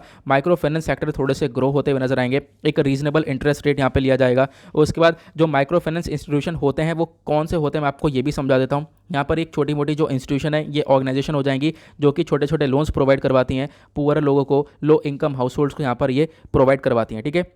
आप लोगों को ध्यान रखना है यहाँ पर जो माइक्रो फाइनेंस इंस्टीट्यूशन है इसके अंदर बहुत सारे इंस्टीट्यूशंस आ सकते हैं, अलग अलग वैराइटीज़ इसके अंदर हो सकती हैं, जैसे कि शेड्यूल्ड कमर्शियल बैंक्स हो गए, ठीक है, या फिर यहाँ पर स्मॉल फाइनेंस बैंक हो गए, छोटे छोटे जो बैंक्स होते हैं, कोऑपरेटिव बैंक्स हो गए, नॉन बैंकिंग फाइनेंशियल कंपनीज हो गई, माइक्रो फाइनेंस इंस्टीट्यूशंस हो गए जिनको एज अ रजिस्टर किया है नॉन बैंकिंग फाइनेंशियल कंपनी, ये सब यहाँ पर इन लोन्स को प्रोवाइड करवा सकती हैं। आपको ध्यान रखना है स्मॉल लोन का मतलब जो है अलग अलग कंट्रीज़ के अंदर वेरी करता है। इंडिया के अंदर स्मॉल लोन यहाँ पर 1 लाख से आप कह सकते हो 1 लाख के 1 लाख से नीचे का जो लोन होगा उसको स्मॉल लोन बोला जाता है। तो ये लोन्स यहाँ पर प्रोवाइड किए जाते हैं। ठीक है, यहाँ पर आपको इसी के बारे में समझाया गया, मैंने आपको सारी इन्फॉर्मेशन दे दी है इस माइक्रो फाइनेंस के बारे में, जो भी आरबीआई ने 1 जून को इसके बारे में डिक्लेयर किया था। अब यहाँ पर हम बात करें तो डेटा हमारा कुछ और शो करता है। डेटा हमारा शो करता है जो पुअर लोग हैं, जो गरीब लोग हैं, वो आज के टाइम पर माइक्रो फाइनेंस लो इन्होंने लिया है। अब यहाँ पर ये जो लोन लिया है इस पर इंटरेस्ट रेट दिया इन्होंने 22% से 26% का, और ये इंटरेस्ट रेट बहुत हाई हो गया। ठीक है, यहाँ पर आप कह सकते हो अपने घर के रिपेयर के लिए लोन लिया गया, इस पर ये लोग इंटरेस्ट चुका रहे हैं 22 से 26% का। इसका क्या मतलब हो गया? अगर हम बात करें, अगर यही लोन पब्लिक सेक्टर बैंक से लिया जाता तो यहाँ पर कम इंटरेस्ट देना पड़ता। अगर इसको हम कंपेयर करें, एग्जाम्पल यहाँ पर दिया गया, मान लो किसी ने एग्रीकल्चर क्रेडिट, यहाँ पर तमिलनाडु का एग्जाम्पल लिया गया है। तमिलनाडु के अंदर एक तरीके से क्रॉप लोन लिया जाता है। अब क्रॉप लोन किससे लेते हैं? प्राइमरी एग्रीकल्चर क्रेडिट सोसाइटी से। ये सोसाइटी मतलब जीरो इंटरेस्ट चार्ज करती है, और आप लोग यहाँ पर लोन को रीपे कर सकते हो। मतलब अगर आपने जो लोन लिया है उसको 8 महीने में रीपे कर दो तो यहाँ पर कोई भी इंटरेस्ट नहीं लिया जाएगा। उसी प्रकार से किसान क्रेडिट लोन्स आपको देखने को मिलेगा, या आप किसान क्रेडिट लोन ले सकते हो बैंक से। यहाँ पर भी आपको 4% का चार्ज देखने को मिलता है पर एनम, सालाना। उसका यहाँ पर उसका आप कह सकते हो इंटरेस्ट वगैरह थोड़ा सा लिया जाता है। अगर आप यहाँ पर थोड़े कम समय में इसको पे कर देते हो, वापस से पे कर देते हो, तो उसमें और कम चार्ज लगेगा। तो यहाँ पर आप कह सकते हो कि कहीं ना कहीं यहाँ पर जो एक तरीके से माइक्रो फाइनेंस वाला सिचुएशन आपको देखने को मिलेगा, यहाँ पर जो इंटरेस्ट रेट है वो आपको बहुत ज़्यादा देखने को मिल पाएगा। 22 to 26% के आसपास आपको यहाँ पर ये देखने को मिल पाएगा। ठीक है, उसके बाद यहाँ पर बोला गया, मैं अगर टू द पॉइंट बात करूँ तो यहाँ पर बहुत सारी सिचुएशन ऐसे देखने को मिल जाती है कि मान लो जो भी बोरोवर है जिसने यहाँ पर ये लोन लिया है, कभी कभी क्या होता है, यहाँ पर जिसने लोन दिया है, लेंडर ने लोन दिया, ये इसके घर चले जाएगा, बोरो घर पे उसकी बेइज्जती करेगा, उसको गाली बककर आएगा। तो एक दिक्कत ये भी देखने को मिलती है। ठीक है, इनके नेबर्स के सामने बेइज्जती हो जाती है, मतलब जिसने भी यहाँ पर लोन लिया है। तो ऐसी चीज़ें भी हम लोग को देखने को मिलती है इस माइक्रो फाइनेंस के अंदर। ठीक है, अब यहाँ पे बात करें, माइक्रो फाइनेंस कोई नया कॉन्सेप्ट नहीं है। माइक्रो फाइनेंस का कॉन्सेप्ट बहुत पहले से लाया गया, 1990s के लाया गया है। पहले चलाने की कोशिश करी है, पहले भी बहुत सारी दिक्कतें आई हैं। पहले यहाँ पर बहुत सारा क्राइसिस देखने को मिला, माइक्रो फाइनेंस को लेकर बहुत सारे घोटाले हुए। देन उसके बाद आप कह सकते हो आने वाले टाइम पर, अब यहाँ पर बोला गया है, आज के टाइम पर आरबीआई ने इसका वापस से तैयार किया है। उसके बाद यहाँ पे बोला है कि देखो जो अलग अलग कंपनीज है, जैसे कि जो माइक्रो फाइनेंस हो गया, वो लगभग 35% तक यहाँ पर प्रोवाइड करवाएंगे। मतलब 35% तक जो माइक्रो फाइनेंस है वो अलग अलग कंपनीज प्रोवाइड करवाती हैं। नॉन बैंकिंग फाइनेंशियल कंपनी हो गई, और यहाँ पर छोटी छोटी कंपनीज हो गई, यहाँ पर इतना फाइनेंस प्रोवाइड करवा रही हैं। लेकिन यहाँ पर मुद्दा यह है कि आरबीआई ने, जो आरबीआई का ये डॉक्यूमेंट है, इसकी वजह से क्या हुआ है, जो रूरल क्रेडिट उसका प्राइवेटाइजेशन बहुत हो गया, प्राइवेट सेक्टर से ज़्यादा यहाँ पर सामान लिया जा रहा है। अब आप कह सकते हो इससे जो एक तरीके से जो चीपर क्रेडिट होता है, यहाँ पर जो पब्लिक सेक्टर बैंक होता है, जो चीपर क्रेडिट यहाँ पर लिया जाता है पब्लिक सेक्टर बैंक से, वो कहीं ना कहीं कम हो गया है। ऐसा आपको देखने को मिलेगा। जो आपको एक सस्ता उधार मिलता था वो यहाँ पर कम हो चुका है, क्योंकि यहाँ पर आपको इंटरेस्ट वगैरह ज़्यादा पे करने को देखने को मिल रहा है। ऐसा यहाँ पर बोला गया कि यहाँ पर इंटरेस्ट बहुत हाई है। ठीक है, उसका यहाँ पे बोला गया, देखो ये क्रेडिट को नीड, मतलब जितनी भी यहाँ पर उधार की ज़रूरत है, पुअर लोगों की, यहाँ पर जो गरीब लोग हैं उनको यहाँ पर क्रेडिट की काफ़ी ज़्यादा ज़रूरत होती है। इन सब चीज़ों को ध्यान में रखते हुए आपको पब्लिक सेक्टर को थोड़ा सा और ज़्यादा स्ट्रेंथन करना था। ठीक है, आपने यहाँ पर एक तरीके से क्या कर रहा है, प्राइवेट सेक्टर को थोड़ा सा ज़्यादा ग्रो कर दिया है। तो यहाँ पर इस चीज़ के ऊपर थोड़ा सा फोकस रखना पड़ेगा। तो आप पब्लिक सेक्टर कमर्शियल बैंक्स को थोड़ा सा स्ट्रेंथन कर सकते हो, यहाँ पर यह बताया गया। उसके बाद इस आर्टिकल के अंदर वही सेम पॉइंट ऑफ व्यू के बारे में चर्चा हो रही है, जो कि आप लोग डिस्कशन हम लोग काफ़ी बार कर चुके हैं। आप लोगों ने एक बार क्वेश्चन बताया, ऑकस वर्सेस क्वाड है। ठीक है, आप लोग मुझे खुद इसके बारे में बता सकते हो कि ऑकस वर्सेस क्वाड है। यहाँ पर ये एक तरीके से, एक तरफ ऑकस ग्रुप है जहाँ पर ऑस्ट्रेलिया, यूके और यूएस है, दूसरी तरफ एक ग्रुप है क्वाड। क्वाड के अंदर 4 कंट्रीज हैं, इंडिया, यूएस, ऑस्ट्रेलिया और जापान। यहाँ पर बोला गया क्वाड को खतरा है ऑकस से। ये जो नया ग्रुप बनाया गया, इससे काफ़ी हद तक खतरा है क्वाड को। वो खतरा क्या है आप लोगों ने पहले ही बता रखा है। ठीक है, मतलब आर्टिकल को पढ़ने का कोई फायदा नहीं है, तो यहाँ पर इसको हम लोग इस वजह से स्किप कर रहे हैं। यहाँ पर कोई ऐसा मतलब अलग से कोई पॉइंट ऑफ व्यू होता तो हम लोग उसको डिस्कस कर सकते थे। यहाँ पर कोई अलग से ऐसा पॉइंट ऑफ व्यू आपको देखने को मिलेगा नहीं, वही यहाँ पर सारी बातें बताई गई हैं। उसके बाद एक आर्टिकल आपको ये देखने को मिलेगा, यहाँ पर चर्चा हो रही है कि आज के टाइम पर जो पुलिस का नेचर है वो काफ़ी अलग है। हमें पुलिस रिफॉर्म्स की ज़रूरत है, हमें यहाँ पे इनके अंदर एक तरीके से बदलाव लाने की ज़रूरत है, क्योंकि आज के टाइम पर बहुत सारे केसेस हम लोग को देखने को मिलते हैं कस्टडी वायलेंस के। ये इंटरनेशनल लेवल पर आर्टिकल डिस्कस किया गया है, इंटरनेशनल लेवल पर बहुत सारे इंसिडेंट देखने को मिले हैं, उसका यहाँ पर चर्चा करी गई। यूएस के अंदर बहुत सारे इंसिडेंट होते हैं, उसके बारे में चर्चा की गई। हमारे काम का नहीं है, हम बात करेंगे इंडिया की। इंडिया के अंदर आपको मालूम होगा, पिछले साल की बात है, तमिलनाडु के सतनकुलम वाले एरिया के अंदर एक फादर और सन की डेथ हो गई थी। और फादर और सन की डेथ यहाँ पर क्यों हुई, इसके पीछे का रीज़न ये है, उन्होंने जो अपनी दुकान थी ना वो थोड़ी सी लेट बंद करी थी। लॉकडाउन के कुछ ना कोई रूल्स एंड रेगुलेशन चल रहे थे कि आपको इतने बजे तक दुकान बंद करनी है, लेकिन उन्हें थोड़ा सा लेट खोला रहा दुकान को, थोड़ा सा लेट से बंद करा। पुलिस वालों ने आकर वहाँ पर उनको अरेस्ट किया, बहुत ज़्यादा टॉर्चर किया। कस्टडी में लेने के बाद इतना टॉर्चर किया कि यहाँ पर ये बेचारे बाप बेटों की डेथ हो गई। ये फादर और सन की यहाँ पर डेथ हो गई, आप लोग कह सकते हो। और इसी प्रकार से एक और इंसिडेंट देखने को मिला था, यहाँ पर आप कह सकते हो पुलिस के द्वारा ये काम किया गया कस्टडी में। उसी प्रकार से एक काम यूएस में भी हुआ था, जॉर्ज फ्लॉयड वाला केस आपको बहुत ज़्यादा चर्चा में देखने को मिला था पिछले साल, है ना। जॉर्ज फ्लॉयड यहाँ पर एक जो पर्सन थे, इनके गर्दन पे रख कर यहाँ पर एक पुलिस वाले ने गर्दन पे उनकी दबाई रखी और सफोकेशन की वजह से इनकी भी डेथ हो गई। ठीक है, उनका क्राइम भी इसी था, यही छोटा से क्राइम थे, आप कह सकते हो। इनकी वजह से यहाँ पर कुछ इस प्रकार की चीज़ें देखने को मिल पा रही हैं हमारे सोसाइटी के अंदर। फिर उसके बाद अगेन इंटरनेशनल लेवल पर बात हो रही है, तो हम लोग बात कर रहे हैं यहाँ पर सिर्फ और सिर्फ जो ये एक तरीके से पुलिस का नेचर है आज के टाइम पर, इसके अंदर एक बदलाव की ज़रूरत है। अब आप कह सकते हो इस आर्टिकल को हम लोग अपने एग्जाम से कैसे रिलेट कर सकते हैं। एग्जाम में तो कुछ लिखने लायक है नहीं यहाँ से, बिल्कुल आप इसको रिलेट कर सकते हो कस्टडी वायलेंस से। कस्टडी वायलेंस के ऊपर मैंने आपको एक आर्टिकल समझाया भी था और उसके बारे में यहाँ पर मेंशन भी है। मेरे को एक लाइन मिस हो रही है, सुप्रीम कोर्ट के जज ने, sorry chief justice of India ने एक स्टेटमेंट दिया है कस्टडी वायलेंस के ऊपर। और आज के टाइम पर जो हमारे CJI हैं वो कहीं ना कहीं कस्टडी वायलेंस के ऊपर काफ़ी काम भी करते हैं। और वो जजमेंट क्या था, तो चीफ जस्टिस ऑफ इंडिया ने बोला था जो कस्टडी वायलेंस है वो आज के टाइम पर एक सबसे बड़ा थ्रेट है हमारे ह्यूमन राइट्स के लिए, जो मानव के अधिकार हैं उसके लिए सबसे बड़ा खतरा आज के टाइम पर कस्टडी वायलेंस है। आर्टिकल आपका GS पेपर 1, 2 दोनों के पॉइंट ऑफ व्यू से इंपॉर्टेंट होगा। न्यूज़ में क्यों था मैंने आपको समझाया, क्योंकि आज के टाइम पर जो पुलिस के द्वारा एट्रोसिटीज़ है, जो अत्याचार है वो काफ़ी हद तक बढ़ चुका है। ऐसे केसेस बहुत सारे रेगुलर बेसिस पर आ रहे हैं कि कस्टडी में डेथ हो गई है, या कस्टडी में बहुत बुरी तरीके से टॉर्चर किया गया है, या टॉर्चर करते करते यहाँ पर डेथ हो गई है। ऐसे केसेस हम लोग को देखने को मिल रहे हैं। कस्टडी वायलेंस के रिगार्डिंग हमारे पास कुछ डेटा है जिसका आप लोग एग्जाम्पल बिल्कुल इस्तेमाल कर सकते हो अगर कोई क्वेश्चन आता है तो।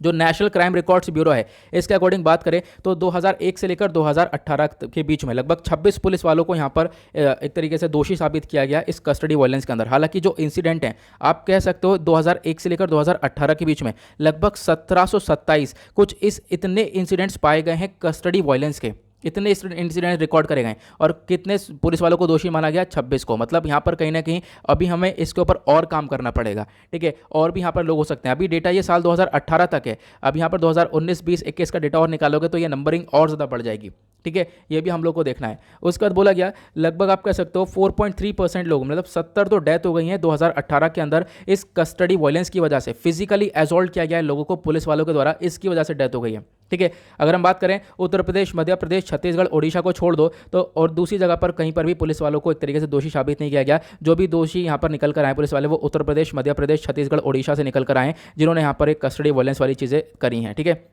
कस्टडी वायलेंस के अलावा भी आपको और भी बहुत सारे ह्यूमन राइट्स वायलेशन के केस देखने को मिलेंगे जो कि पुलिस वालों के द्वारा किए गए। तो आज के टाइम पर हम लोग को पुलिस रिफॉर्म्स की ज़रूरत है, ये सिंपल सा आर्टिकल बोलता है, ठीक है। यहाँ पर आप कह सकते हो अभी भी बहुत सारे केसेस रेगुलरली निकल कर आते हैं। इसके पीछे का रीज़न ये है, देखो बहुत लंबा चौड़ा हमारे पास जुडिशियल प्रोसेस है, बहुत लंबा समय लग जाता है, उसके बाद ही हम लोग यहाँ पर काम कर पाते हैं। लंबा चौड़ा समय लगता है, उससे पहले यहाँ पर काम पूरा खत्म हो जाता है। उसके बाद हमारे पास कोई स्ट्रॉन्ग लेजिस्लेशन नहीं है, ठीक है। क्योंकि यहाँ पर हम लोग क्या कर सकते हैं, देखो आज के टाइम पर जो ये कस्टडियल वायलेंस हो रहा है, लगातार इतने सारे कस्टडियल वायलेंस देखने को मिले हैं, क्या इनके रिगार्डिंग कोई क्रिमिनलाइजेशन एक्ट है हमारे पास? बिल्कुल नहीं। तो इनको क्रिमिनलाइज करना पड़ेगा, इनको ऊपर थोड़ा सा और ज़्यादा रिस्ट्रिक्शंस लगाने पड़ेंगे, तभी ये चीज़ें रुक सकती हैं। हमारे पास कोई स्ट्रॉन्ग लेजिस्लेशन नहीं है, ये भी एक बहुत बड़ा कारण है कि कस्टडी वायलेंस रेगुलर बढ़ रहा है। उसके बाद बहुत सारे और चैलेंजेस देखने को मिल जाते हैं। जो हमारा प्रिजन सिस्टम है, जो हमारे जेल हैं बेसिकली, वहाँ पर आपको देखने को मिलेगा बहुत सारे एक तरीके से ट्रांसपेरेंसी वगैरह भी बिल्कुल नहीं है, ठीक है। प्लस यहाँ पर कंडीशन बिल्कुल अच्छी नहीं है। वहाँ पर कभी कभी यहाँ पर ओवर क्राउडिंग देखने को मिलती है, कभी कभी क्या रेगुलरली आपको जेल के अंदर ओवर क्राउडिंग देखने को मिल जाती है। तो कहीं ना कहीं जो प्रिजन रिफॉर्म है आपको वो भी करने पड़ेंगे। तो दो चीज़ों के ऊपर रिफॉर्म्स करने पड़ेंगे, पुलिस रिफॉर्म के साथ साथ आपको प्रिजन रिफॉर्म्स भी करने पड़ेंगे, जेल के अंदर ही बदलाव करना पड़ेगा।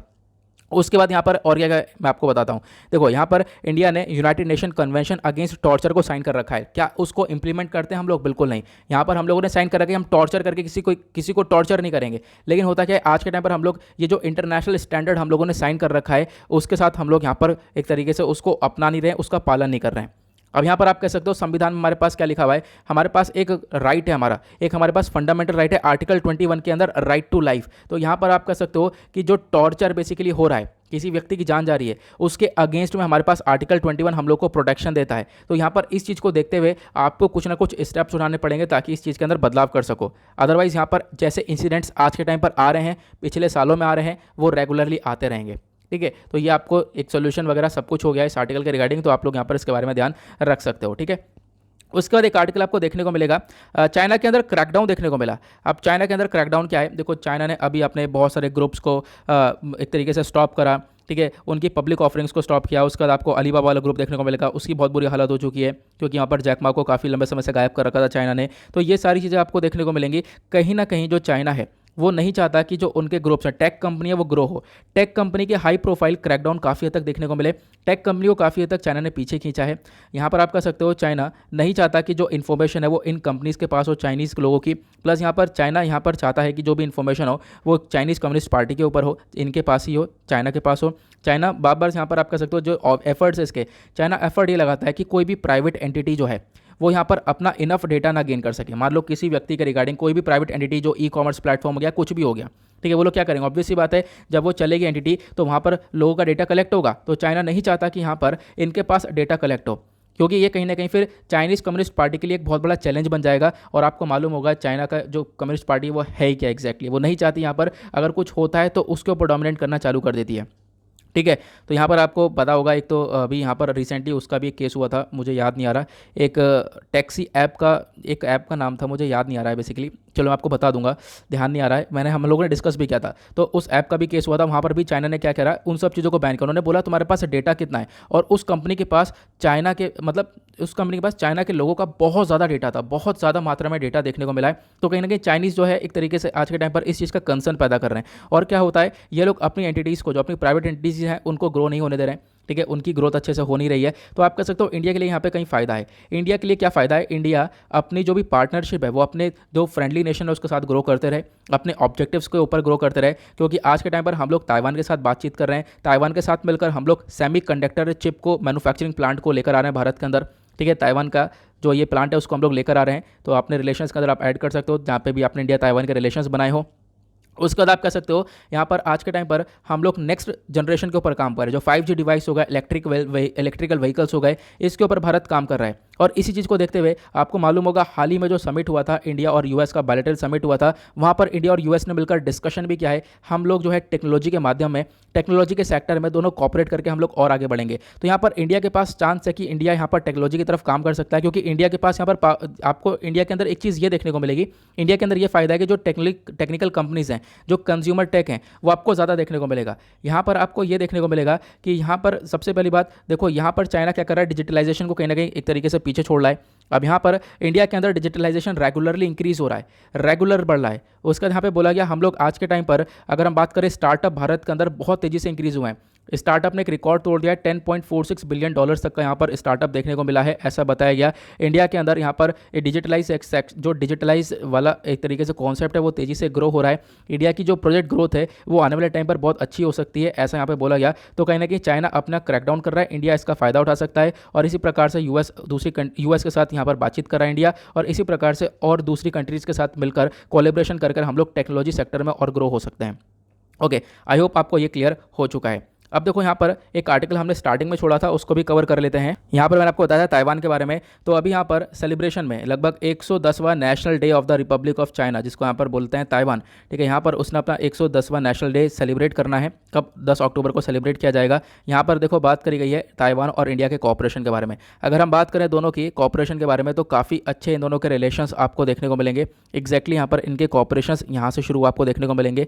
यहाँ पर क्या है ना, ताइवान की बात करो चाहे आप इंडिया की बात करो, दोनों मिलकर आज के टाइम पर कॉर्पोरेट किस चीज़ में कर रहे हैं, एजुकेशन सेक्टर में और भी टेक्नोलॉजी में सेक्टर में इन्वेस्टमेंट कर रहे हैं। और यहाँ पर आप कह सकते हो बहुत सारे लोग आज के टाइम पर इंडियन स्टूडेंट जाकर चाइना में पढ़ाई करते हैं। तो यहाँ पर जो आज के टाइम पर ताइवान की प्रेसिडेंट हैं साई लैंगवन, ठीक है, आप कह सकते हो इन्होंने एक तरीके से पहले भी काफ़ी कुछ डिस्कशन किया है भारत के साथ। उसके बाद इंडिया को इन्होंने प्रायोरिटी पर रखा है। रिलेशन में जो भी 18 कंट्रीज़ के साथ ताइवान रिलेशन रख रहा है उसमें इंडिया प्रायोरिटी के ऊपर है। ताइवान और इंडिया को दोनों को बेनिफिट मिलता है एक तरीके से यहाँ पर इस रिलेशनशिप से, और आने वाले टाइम पर दोनों को ही बेनिफिट मिलेगा इस रिलेशनशिप से, क्योंकि यहाँ पर इन्वेस्टमेंट हो रहा है। साइंस एंड टेक्नोलॉजी के ऊपर दोनों कंट्रीज़ काम कर रही हैं, एजुकेशन और कल्चर के ऊपर काम कर रही हैं। उसके बाद इकोनॉमिक कोऑपरेशन देखने को मिल रहा है, व्यापार अच्छा चल रहा है, इन्वेस्टमेंट और ट्रेड हो रहा है ताइवान और इंडिया के बीच में। और ये पिछले कुछ सालों में इन्वेस्टमेंट और ट्रेड काफ़ी हद तक इंक्रीज़ हुआ है। बायलैटरल ट्रेड की बात करें तो बायलैटरल ट्रेड भी यहाँ पर इंक्रीज़ हुआ है 2020 के अंदर। उसके बाद लगभग 116 ताइवानीज मेजर कंपनीज हैं जो कि यहाँ पर अपना बिजनेस ऑपरेशन लगा रही हैं भारत के अंदर, और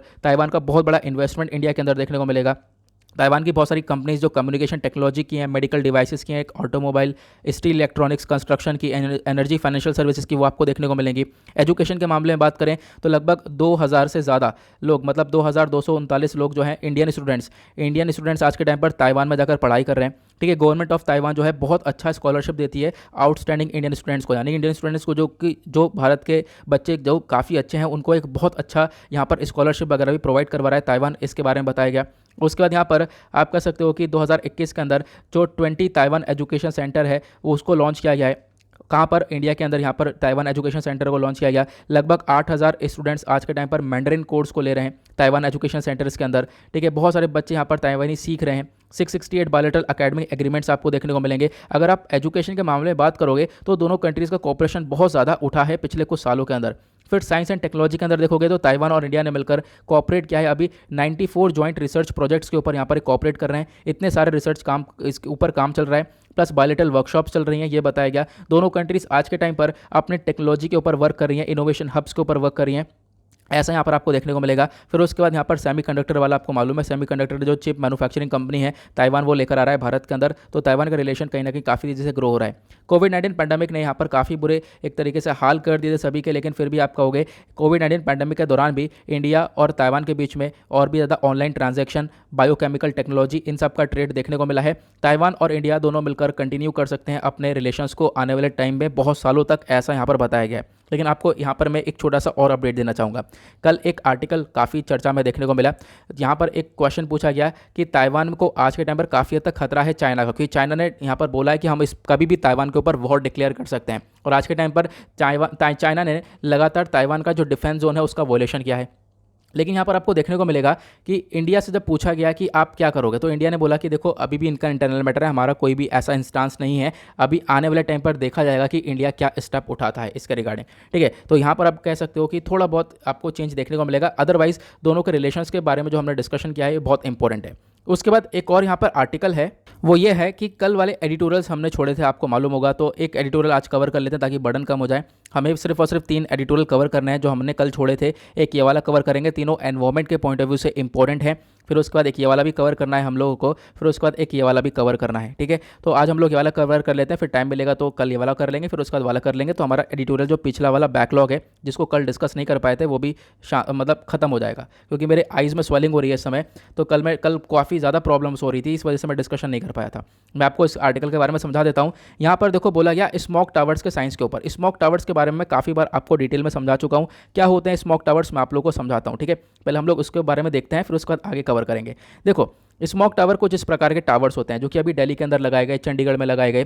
तो यहाँ पर क्या होता है, ये टावर लगभग अपने जहाँ पे भी लगेगा उसके 1 किलोमीटर के एरिया में क्या करेगा, एक अच्छी हवा, एक फ्रेश एयर प्रोवाइड करवाएगा, ऐसा बोला गया है। क्योंकि आज के टाइम पर जो गंदी हवा है वही एक बहुत बड़ा कारण बन रही है लोगों की डेथ के ऊपर, ठीक है। बहुत सारे लोगों की हेल्थ खराब हो रही है, एनवायरमेंट पोल्यूशन इतना हो रहा है, तो यहाँ पर ये सारी चीज़ें तो देखने को मिलेंगी।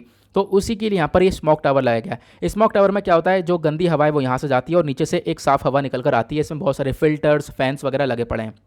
अब यहाँ पर ऑथर क्या बोलते हैं, ऑथर ये बोलते हैं जो स्मोक टावर है बकवास है, इसके पीछे ये आपको साइंस क्या है, इसके पीछे साइंस कुछ भी नहीं है। आपने जो भी डेटा दिया है बिल्कुल फेक डेटा दिया है, इसका पीछे कोई भी ऐसा रीज़न नहीं है, ये कुछ भी नहीं करेगा। थोड़ा बहुत यहाँ पर काम कर सकता है, अदरवाइज बिल्कुल बेकार है। इसके ऑल्टरनेटिव में आप बहुत कुछ कर सकते हो। इसका यहाँ पर दूसरी अगर चीज़ें को इंप्लीमेंट करोगे तो वो ज़्यादा अच्छा रहेगा। पता है ऑथर ने क्या बोला, ऑथर ने बोला जो दिल्ली गवर्नमेंट आज के टाइम पर क्लेम कर रही है, नए नए टावर्स लगा रही है, कन्नॉट प्लस में अभी नया टावर लगाया गया है एयर पोल्यूशन का। दिल्ली गवर्नमेंट ने बोला है कि 80% से यहाँ पर जो हवा है वो साफ सुथरी आएगी, लोगों के पास पोल्यूशन कम होगा 80% से। सब बकवास है। इसके पीछे यहाँ पर प्रूफ तो करके दिखाओ, कोई साइंटिफिक मेजर पेपर्स लेकर तो दिखाओ कि हाँ ऐसा चीज़ें होने वाली हैं, ऐसा ऑथर कह रहे हैं यहाँ पर। फिर उसके बाद बोला गया यही स्मोक टावर आज के टाइम पर दुनिया में बात करोगे तो चाइना के अंदर सबसे ज़्यादा टावर है। चाइना ने अभी यहाँ पर इसको बढ़ाने से मना कर दिया, क्यों, क्योंकि इसका कुछ फ़ायदा नज़र नहीं आ रहा, ठीक है। चाइना ने बोला कि अब हम और टावर्स नहीं लगाएंगे, इसका फ़ायदा नहीं है, क्योंकि यहाँ पर आप देख पाओगे स्मोक टावर्स अपने आप में एक इल्यूजन है, एक झूठ है, ऐसा यहाँ पे बोला गया। कोई यहाँ पर साफ हवा नहीं हो रही है, क्योंकि यहाँ पर कोई प्रूवन सॉल्यूशन ही नहीं है। वो सॉरी यहाँ पर आप कह सकते हो कोई प्रूवन, इसका हमारे पास एक तरीके से आप कह सकते हो जो एविडेंस होता है वो हम लोग के पास नहीं है। एक रिसर्च पेपर होना चाहिए, एक साइंस होना चाहिए इसके पीछे, जो कि यहाँ पर काम नहीं कर रहा है, ऐसा बोला गया। फिल्ट्रेशन सिस्टम और आपने ये सारी चीज़ें लगा दी हैं, यहाँ पर आप जो भी टैक्स से लोगों का, जो भी टैक्स के माध्यम से लोग का पैसा ले रहे हो वो आपने बर्बाद किया है, और आगे भी ऐसा काम करोगे तो बर्बाद करोगे जो भी आपने ये टैक्स के माध्यम से लोगों का पैसा लिया है, ठीक है। तो यहाँ पे बोला गया जो टैक्स पेयर्स हैं उनका वॉयलेशन हो रहा है और सिटीजन का ट्रस्ट बेकार हो रहा है। अब ऑथर का कहना यह है कि हम लोग इसके बदले में क्या कर सकते हैं, व्हाट वी कैन डू। सबसे पहली बात इन्होंने बोली कि जो भी पॉलिसी मेकर्स हैं, जो भी पॉलिसीज़ बना रहे हो, तुम लोगों को क्या करना पड़ेगा, एयर पोल्यूशन मॉनिटर को एक्सपेंड करना पड़ेगा। अलग अलग शहरों के अंदर आप एयर क्वालिटी मॉनिटर को एक्सपेंड तो करो। यहाँ पे पता तो लगाओ कि एयर क्वालिटी किस हाल में चल रही है, क्या उसका एक तरीके से मेजर देखने को मिल रहा है, एयर क्वालिटी किस लेवल पर है, गंदी है हवा या साफ है। आपने बिना मेजर करे आप एक डेटा नहीं दे पा रहे हो, तो यहाँ पर आपको मेजर करना पड़ेगा। लगभग 132 शहर है हमारे कंट्री के अंदर जो कि आज के टाइम पर हमारे एयर क्वालिटी स्टैंडर्ड को मेजर ही नहीं, एक तरीके से मीट ही नहीं करती हैं, जहाँ पे बहुत बुरा हाल है एयर क्वालिटी को लेकर। लेकिन क्या होता है, डेटा बताते नहीं है। डेटा बताएंगे तो यहाँ पर सरकार के ऊपर फोर्स नहीं लगेगा, सरकार के ऊपर लोग फोर्स करेंगे कि यहाँ पर हवा इतनी गंदी है, तो डेटा यहाँ पर छुपा के रखा जाता है। तो पहली बात तो आप डेटा निकालो, ये यहाँ पर ऑथर कह रहे हैं। फिर उसके बाद यहाँ पर जो ये फोरकास्ट है ये लगातार होना चाहिए। फोरकास्ट देखने के बाद जहाँ पर सिचुएशन बेकार है वहाँ पर आप ट्रैवलिंग के ऊपर रिस्ट्रिक्शन लगाओ, ऐसे आप कम कर सकते हो, ठीक है। कमर्शियल एक्टिविटीज़ को थोड़ा सा कम कर दो, वर्क फ्रॉम होम को थोड़ा सा बढ़ावा दो, लोग की गाड़ियाँ वाड़ियाँ निकलने से बंद करो, कुछ नए रूल्स एंड रेगुलेशंस लगा सकते हो। जहाँ पे हाल बेकार है वहाँ पर आप एक अच्छा काम करके लोग वाकई में कम कर सकते हो। अदरवाइज यहाँ पर आप करोड़ों रुपये का स्मोक टावर लगाकर ऐसा यहाँ पर हवा का जो तरीके से सफाई करवा रहे हो, ये कोई भी एक तरीके से अच्छा सोल्यूशन नहीं है। ये आपको ऑथर का देखने को मिलेगा। उसके बाद बोला 75% से ज़्यादा आपको शहर देखने को मिलेंगे। आज के टाइम पर काफ़ी कुछ चला रहे हैं, मिशंस वगैरह आपको देखने को मिलता है। यहाँ पर कहीं ना कहीं आप कह सकते हो यहाँ पर एक मतलब जो 75% जो हमारी सिटी है वहाँ पर एक क्लीन एयर प्लांट्स जो हैं वो उनमें यहाँ पर उनके पास कोई भी ऐसी इन्फॉर्मेशन नहीं है कि यहाँ पर वाकई में साफ़ सफाई हो रही है या नहीं हो रही है। देखो होता क्या है ना, एक आपके पास एक तरीके से साइंस होनी चाहिए एक चीज़ के पीछे, जो कि यहाँ पर आपको देखने को मिलेगा नहीं। और यहाँ पर बोला गया इससे कोई फ़ायदा हो नहीं रहा है। उसके बाद यहाँ पर क्या है कि देखो एयर क्वालिटी इंप्रूवमेंट के ऊपर आपको टारगेट करना पड़ेगा। तो आपको छोटे छोटे जो स्लम डवेलर्स होते हैं उनके ऊपर फोकस करो। आज के टाइम पर क्या हो रहा है, जो शहर के अंदर स्लम एरियाज़ है ना, वहाँ पर घरों के अंदर खाना बन रहा है, लेकिन घरों के अंदर यहाँ पर खाना बन रहा है तो वहाँ पर एक तरीके से जो कंडा वगैरह जलाकर यहाँ पर खाना बनाया जा रहा है, इससे पोल्यूशन और हो रहा है, इससे हेल्थ रिस्क वगैरह आ रही है। तो पॉलिसी मेकर को फोकस करना है कि एलपीजी कनेक्शन आप घर पर दे सको, आप एलपीजी कनेक्शन दो, इससे थोड़ा सा पोल्यूशन कम होगा, ठीक है। आप यहाँ पर लोगों के ऊपर थोड़ा रिस्ट्रिक्शन लगाओ, व्हीकल वगैरह कम चलाएं, उसके ऊपर थोड़ा सा पोल्यूशन कम होगा, ऐसे यहाँ पर पोल्यूशन कम नहीं होगा। तो एट द लास्ट यहाँ पर ऑथर का कहना यही है कि हम लोग को परस्यू करना चाहिए सोल्यूशन जहाँ पर साइंस हो, ठीक है। ऐसा नहीं है कि आप हवा में तीर मार रहे हो, जहाँ पर साइंस हो उसी आप कह सकते हो सोल्यूशंस को परस्यू करना चाहिए, उसी सोल्यूशंस को आगे लेकर चलना चाहिए। ऐसा यहाँ पर ऑथर का स्टेटमेंट देखने को मिलेगा। आई होप आपको ये आर्टिकल क्लियर हो चुका है। उसके बाद यहाँ पर ये वाला एडिटोरियल कल डिस्कस कर लेंगे हम लोग, ठीक है। ऑलरेडी 1 घंटा हो चुका है पढ़ते पढ़ते। उसके बाद एक आर्टिकल आपका ये वाला भी है, एक एक करके हम डिस्कस कर लेंगे, हमारा जो बैकलॉग है वो भी पूरा हो जाएगा। आई होप गाइज आप लोग को सारी चीज़ें क्लियर हो चुकी हैं। मिलते हैं आप लोगों से नेक्स्ट वीडियो में। आज के लिए bye bye, have a nice day, thank you and जय हिंद।